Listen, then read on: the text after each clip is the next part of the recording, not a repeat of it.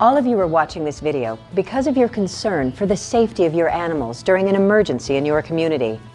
This presentation will give you information on how to plan for your animals if there's a need to evacuate or to shelter them in place, and how to find resources in your community to help you with your planning. As an owner, you know your animal's health and safety rely entirely on you, especially in an emergency. As you probably know, the need for this information is huge. Our animals are a very important part of our lives. For people whose animals are trained service animals, they allow their owners an independence they could not receive elsewhere. Animal ownership is extensive. It's estimated that the average American household has 1.2 pets, not including wild or exotic animals, or animals of market or food value. Because animals can influence your decision to take protective actions, it's important you understand the steps to protect your animals if you're told by emergency officials to evacuate or shelter in place. A hazardous chemical release from a train derailment or a flood can prevent you from caring for your animals for days if animals are not evacuated with you. Should a major event, such as a devastating hurricane or earthquake occur, animals may go untended for weeks if owners do not take their animals with them or shelter them in a safe environment. For the most part, people do a good job as far as planning for themselves and preparing their homes. Again, it's just leaving the animals out of the loop and spending some time and thinking about the animal's needs in a time of crisis. A little bit of extra food, a place to space in their cars, or transportation lined up ahead of time, whether it's by relative or local transport. I think they just need to spend more time working on that aspect and treating their pets more like family.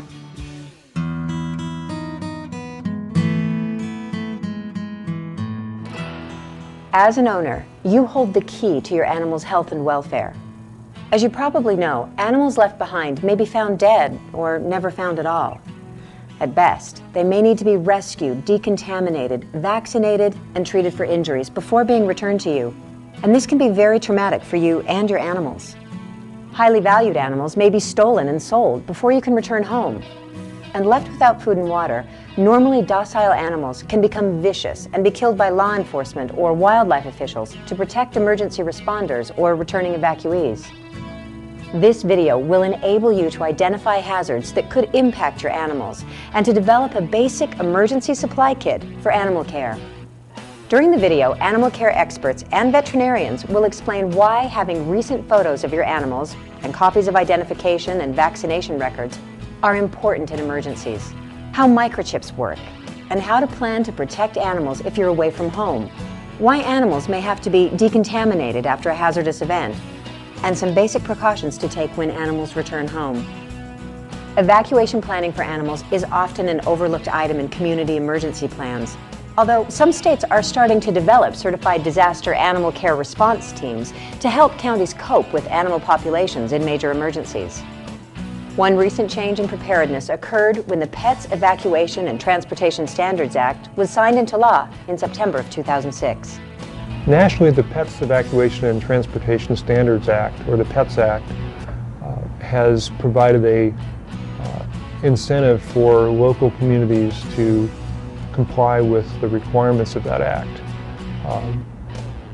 And the requirements of that act are for communities to have plans to deal with household pets and service animals during evacuation, to be able to evacuate, transport, and shelter those animals and provide services that are related to those issues. This does not mean that public shelters must allow pets other than service animals to remain with owners, but that reasonable efforts must be made to accommodate the needs of individuals with animals when evacuations occur. Because of the potential cost and extra burden to communities to implement these requirements, having your own emergency plan that considers your animal's specific needs remains the best policy for you and your animals. Emergency plans are important for all types of animals, from household pets and trained service animals to highly valued or exotic animals, horses, poultry, and livestock. American Humane encourages responsible pet ownership, regardless of what kind of pet. So while most companion animals or pets are traditionally dogs or cats, many families choose some other pet and often exotic animals, such as snakes or alligators or iguanas or whatever. But regardless of the choice of the kind of pet, it's the pet owner's responsibility to plan for the care of that pet, both during normal times and during emergencies. Planning is especially important if you have multiple animals or the animals are highly valued, animals with medical problems or that need special care or food or trailers or other large vehicles for transport. You should also be aware that some states forbid trailers on official evacuation routes during an emergency to make sure passenger vehicles are given maximum leeway to leave an area. While this video touches on some issues associated with protecting large animals and livestock, commercial farm operators or people with large herds or highly valued stock or who manage zoos or aquariums should work with their state and local emergency officials and veterinarians to develop their specific emergency plans. If you look across our country, we have a lot of zoos, we have exhibitions like aquariums, and we have wildlife sanctuaries, wildlife rehabilitation facilities. We have a lot of different animal facilities out there that may need some assistance if they get a fairly major emergency. The first thing that those facilities need to do is they need to have their own contingency plan for emergencies. Indigenous wild animals, being the property of the state, are generally the concern of fish and wildlife management agencies and are not considered pets in this video. Owners should always remember that unvaccinated wild animals can transmit rabies to their domesticated animals and themselves through an infected animal bite, and all wildlife should be considered potentially dangerous, especially if the wild animal is behaving abnormally. The problem is whenever you take a population of animals, whether it be companion animals, wildlife, laboratory animals, livestock, you're changing the dynamics of the system. So say there's a wildfire and wildlife are affected, then those animals move into the general population and can commingle with domestic animals, increasing the likelihood of, say, rabies or other types of diseases.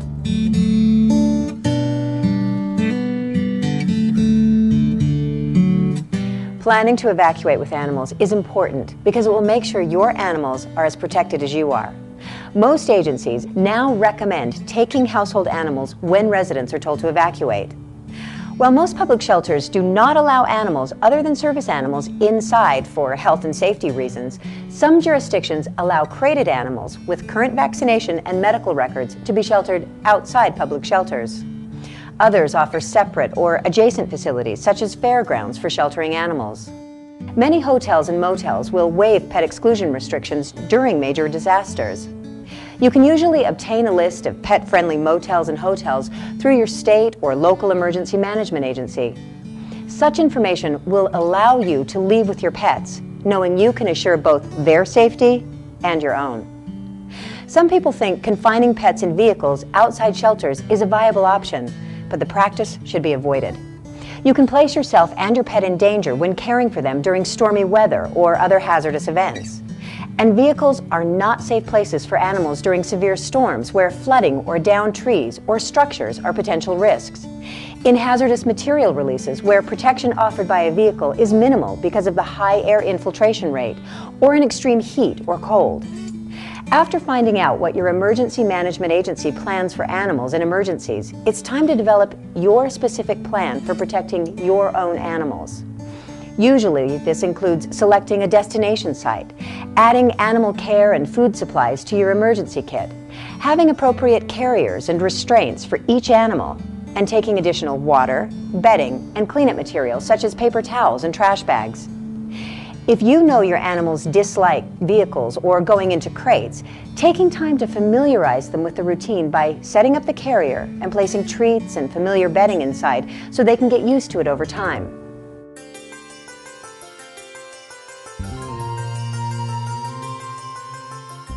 If your community does not have an emergency plan that includes animals, you have a bigger job because you have to identify the hazards and their associated risks that could affect your animals. Understanding what the local risk is for a disaster is very important. It's really key to understand what that possible hazard would be and to plan for it. Most year-round residents are familiar with hazards that periodically occur in their community, such as hurricanes and floods. But a newcomer or a visitor may be unfamiliar with the specific risks of a hazard or what actions to take in emergencies.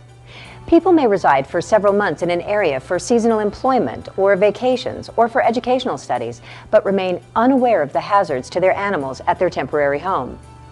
It's important that you learn about potential hazards wherever you take or house your animals. Other hazards that you should prepare for are potential train derailments or hazardous releases from industrial facilities or semi-trucks along major roads and highways if your animals are located nearby.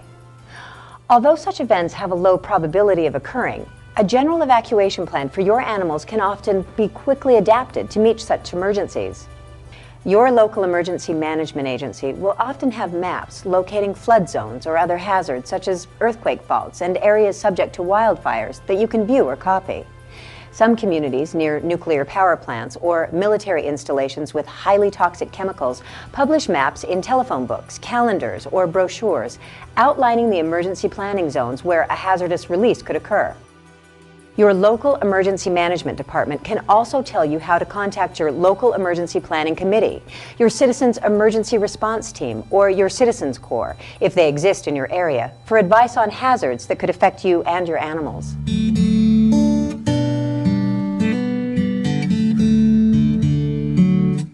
Generally, people start by planning for weather-related emergencies such as floods or wildfires that could affect their animals. Having a personal plan can reduce the chance of injury and loss of animal life in fast-moving events and also aid recovery efforts. If you look at general preparedness planning for families, you have to have your general family plan built and a kit built. And as part of that plan, not as a separate plan, but as part of that plan, you need to decide how are you going to take care of your pets and your livestock. So it's not a family plan and an animal plan, it's a plan. Some of you viewing this video have livestock, horses, and highly valued market animals. They present unique problems in emergencies because many farms are vulnerable to natural disasters because of their location near ponds and rivers or in remote areas. Certainly the economical implications of a disaster for our livestock producers is significant during a disaster, and so we must have plans in place for evacuation, response to the injuries, the difficulty that animals may be getting into as far as the livestock are concerned. Take time to find out where animals are usually located or areas they usually roam through. Knowing this will help you provide the information to emergency response or rescue personnel. It's critical to quickly locate animals after severe storms or an event such as an earthquake or flood, because animals can be placed at further risk if electrical lines, trees, or fences are downed, or debris is scattered through areas they normally frequent. Emergency sirens and responders dressed out in protective clothing or unfamiliar odors can also upset or spook normally calm animals. There are things you can do if not at home when the emergency occurs. One is to designate a willing neighbor or friend to care for your animals. If you think there may be occasions when you'll be unable to provide for animals because you work or because of physical impairments or not having access to a vehicle to transport animals, you should make sure your plan includes a designated caretaker who can help you and your animals in an emergency. It's important for people to understand that not everybody is going to be home during every emergency and be able to implement their plan like they would have hoped to be able to. I think coordinating with friends and neighbors so that, for instance, if you live in a rural area and something happens and you're not at home, that your neighbors have some ability to help you out with your animal issues when possible. The person should have a key to the animal's quarters, be familiar with the animals, know your plans sheltering animals, understand your evacuation plans and destinations, know where evacuation supplies are stored, and know which animals should be evacuated. To clarify that such a person is the designated choice, you should sign a form designating that person as the animal care provider and releasing him or her from responsibility should one of the animals be injured or require medical treatment during or after the evacuation. Another option is to place stickers or placards on front and back doors, barn doors, or pasture entrances to notify neighbors and response personnel that the animals are on the property. The sign should state where you can be reached and where evacuation supplies are located. You should also provide a list near the evacuation supplies about the number, type, and possible location of all animals on the property, their names and preferences, and how the animals can be identified. Sometimes you may be forced to shelter your animals in place. This is because a fast-moving hazard, such as a passing toxic chemical cloud, may require people and animals to shelter in place before evacuating. Officials in communities with large chemical complexes often instruct residents to immediately shelter when hearing an alert siren and to wait inside for further information. But some disasters require that you must take care of yourself, sometimes without heat or running water for some number of days. And that sort of way of taking care of yourself, if a disaster means that you're not evacuating, but rather you're stuck. Emergency officials may also stage evacuations and direct one part of the community to shelter and another part to evacuate to allow those most at risk to leave first or to reduce traffic volume on vulnerable highways or bridges. Once you choose a place to shelter your animals, practice bringing them into an enclosed space.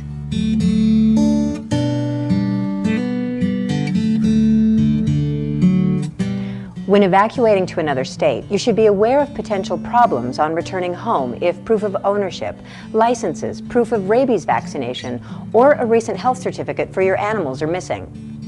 All animals should always be clearly identified with readily visible tags or collars and with the same visible identification on crates or vehicles. If you plan to evacuate by commercial plane, bus, or rail, you should contact the carrier for their policies on animal transport. The ADA requires all public and private ground transportation services to accommodate service animals. Dogs, cats, birds, or other animals will not be allowed to be transported by rail or bus. Airlines must permit guide dogs or other service animals with appropriate identification to accompany an individual with a disability on a flight.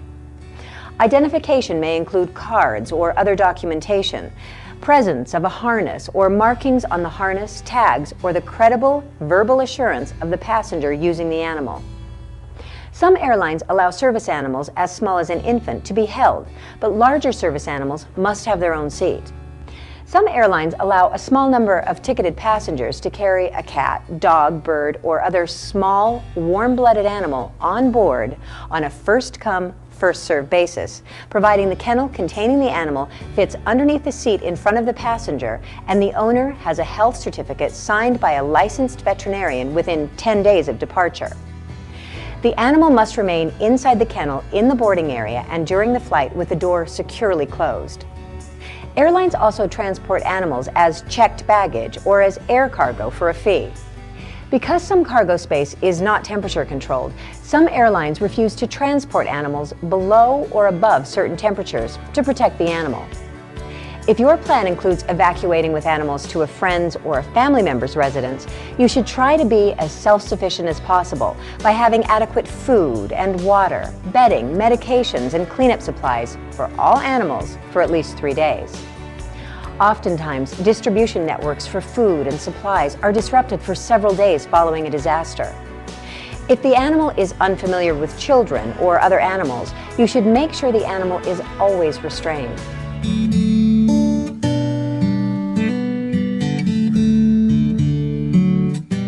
Service animals are generally allowed into public shelters with proper identification, although such an environment can be confusing and stressful for both the animal and the owner. You should find out if your community's emergency plan includes protocols for keeping service animals with their owners throughout an evacuation, and what officials will provide for you once at the shelter. For example, some shelters may provide kennels and some may not. You should remember that strange odors and people may distract service animals used to normal routines and trained to respond only to their owner, and you should be prepared to handle those extra burdens.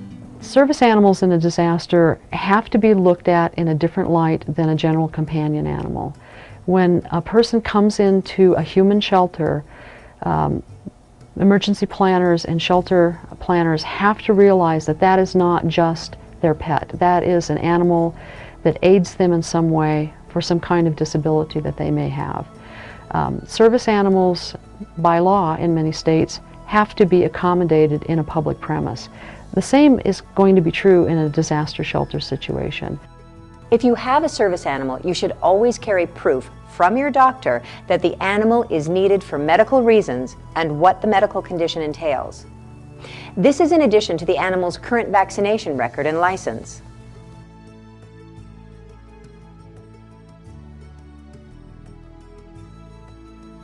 Planning an evacuation kit for animals should include the basics: food, proof of ownership and vaccinations, licenses, and medications. Of great benefit is a recent photograph that can also be used for posters or on the internet if animals become separated from you. You should remember that, unlike humans, most animal medications are supplied by individual veterinarians who may be unavailable during an emergency or not able to prescribe across state lines. Have enough medication on hand or keep what your animals may need in your emergency kit. Many people will say it's the animal owner's responsibility to evacuate their pet, and we believe by all means at the American Veterinary Medical Association that when you own an animal, you should take the responsibility of preparing an evacuation kit and a first aid kit for your animal. Emergency medical supplies for pets are similar to those you likely have in your own disaster preparedness bag. Besides bottled water, detergent, soap, and towels for cleaning, basic medical supplies for animals would include a tube of triple antibiotic ointment, ACE bandages, 2-inch tape, gauze rolls, boric acid ointment, small cosmetic sponges and sterile sprays to clean animals' eyes, surgical scissors, and a splint easily obtained from hiking or sports stores. Many animal owners include a deterrent like Tabasco sauce or a commercial spray so an animal won't lick a wound unnecessarily. Liquid bandages can also be helpful for severe cuts until the animal can be treated by a veterinarian. Consult your veterinarian when developing a first aid kit for equine and livestock or for exotic animals.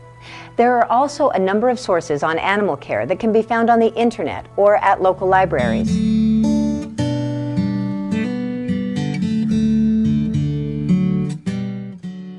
Having current rabies or license tags on animals can help you reunite with your animals if you become separated, because such records are public and can be traced.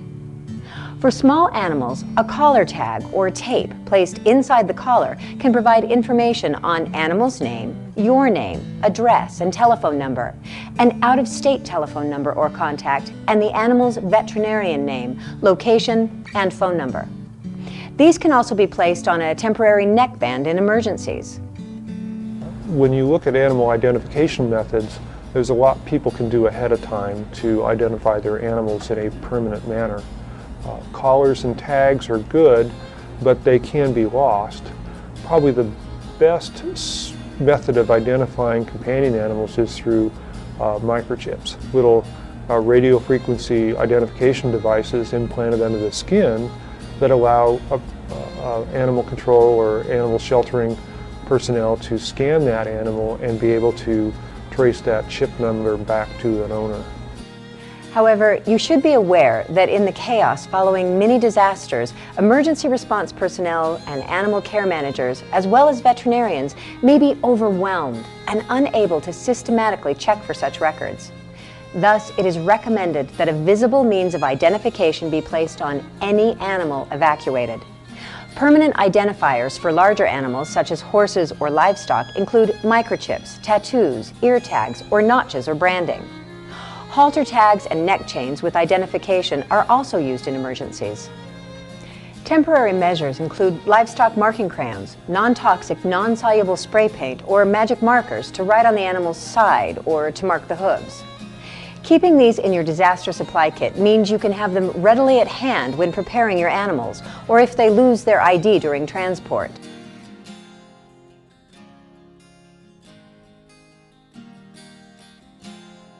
During transport, each animal should have its own leash, collar, or harness. Small animals should have separate collapsible or airline-approved carriers with bedding for transport. For extended stays, cat carriers should be large enough to hold a small litter pan and non-spill water bowl with room for the animal to lie down comfortably. Dog kennels or crates should be large enough for a non-spill water bowl and to allow the animal to stand up and turn around. All transport carriers should clearly identify the animal, its special needs, including medications and common foods, the owner's name, home address, and telephone contact, as well as similar information of an alternative contact. Writing directly on the kennel or providing information on duct tape on the animal's collar will help identify animals when stickers or placards are lost or destroyed. Identification, medical records, and proof of ownership are equally important for small animals such as hamsters, gerbils, birds, reptiles, and amphibians. Birds should be transported in small, secure, covered carriers and not allowed out in unfamiliar surroundings. A spray bottle for misting birds in hot weather and a heating pad or lamp to provide warmth in cold weather can help reduce stress at the evacuation site. Using appropriate carriers helps avoid stress-induced illness.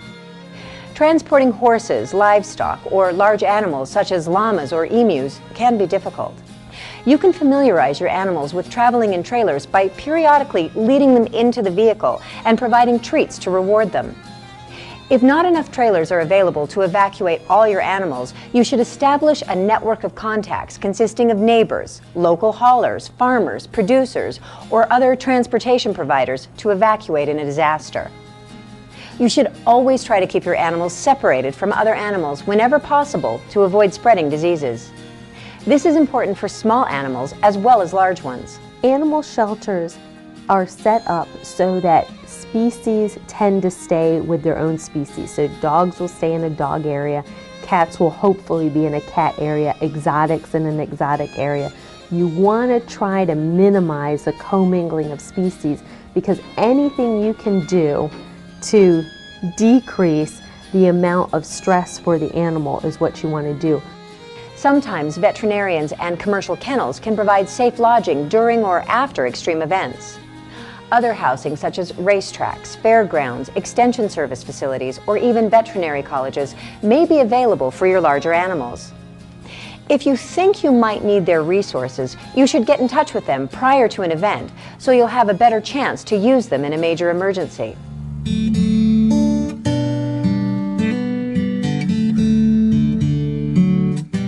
After flooding, manure and waste lagoons can overflow, potentially contaminating ground and surface waters. Emergency officials, owners, and farm managers may have to work closely with environmental and health departments to avoid this impact. After floods, animals that have stood in contaminated water may be at increased risk for skin infections or toxin-induced diseases. Animals which have been in floodwaters can also suffer hypothermia, sometimes irreversibly. Cuts from debris also make your animals more susceptible to tetanus infection. Decontamination with detergent, soap, and water may be necessary for all animals exposed to hazardous chemicals or contaminated floodwaters. If you have a reptile or other animal that needs to keep essential bacteria on its skin, only water should be used. Because decontamination is often very stressful on animals, it's generally performed by trained emergency response or veterinary personnel who will likely tranquilize the animals and who are wearing the appropriate level of personal protective equipment to protect both the animals and the person decontaminating them. They also know the regulations regarding proper disposal of the cleansing solution because it is often considered hazardous waste.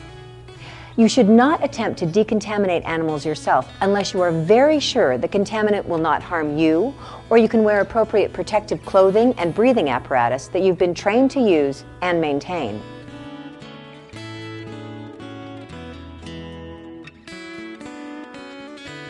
Returning home may place additional stressors on your animals. You should check all fences and buildings to make sure they're intact and structurally sound. If temporary paddocks are used, ensure animals are properly confined with adequate supplies of food and water. When bringing your animals back into a disaster-affected area, they're going to be disoriented. They're going to be confused because landmarks are going to have changed, the smells are going to change, the area is going to be changed. So it's important to not push the animal back into normalcy too fast. So introduce food slowly, let the animal rest a lot. Help those animals acclimate back to their situation and become comfortable in the area that's been affected by the disaster. You should also survey for wild animals, rats, or poisonous snakes that may have taken up residence in your animal's quarters during the evacuation. Unfamiliar scents can also confuse animals. If possible, initially release animals into enclosed areas. Household pets should be kept indoors until you can supervise them outside to prevent them from encountering wildlife or debris. Flooding or hazardous releases can leave harmful substances on forage materials in paddocks or contaminate food or water supplies. Any food or bedding materials that have been contaminated or which show evidence of being damaged should be discarded. Contaminated debris in areas normally used by animals can be harmful if eaten or provide venues for cuts or bruises. It is critical that you check all areas for potential hazards before allowing animals to roam freely. You should also know how to obtain alternative food and water supplies for your animals, as normal sources may be contaminated or disrupted during a disaster. You should not allow your pets to drink water from toilets or faucets if emergency officials recommend boiling all drinking water. If water sources are contaminated, that means boiling water for your pet's consumption as well. Animals may have a very difficult time adjusting to life after a disaster has struck. Again, because they're creatures of habit and they're creatures of familiarity. So when things have changed and the smells have changed and the sights have changed, that's going to stress an animal out. And so it's going to take a while for the animal to feel comfortable and safe in an area again.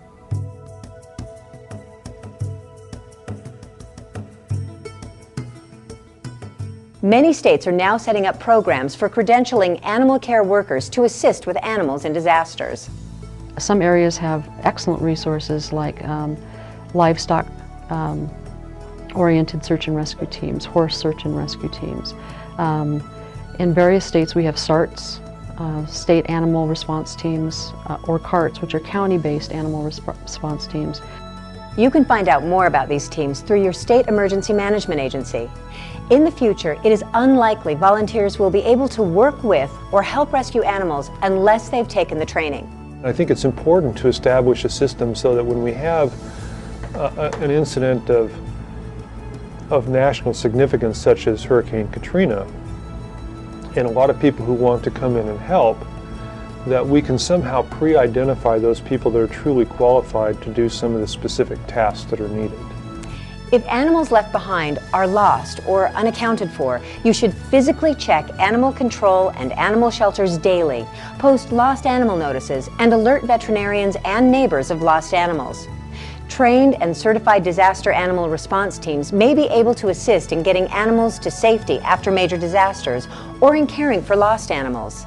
The ability to go in and help people at probably some of the most chaotic instances in their life, the ability to go out in the field and find an animal and reunite it with its owner is probably one of the most fulfilling experiences I think that anybody in the animal welfare world or even in the first responder world could possibly have.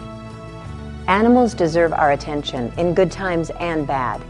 Be prepared, have a plan, involve your veterinarian if animals will require special care, and know how to protect your animals in and after an emergency. Your care is critical to your animal's health and well-being. Don't wait until it's too late to help them or yourself.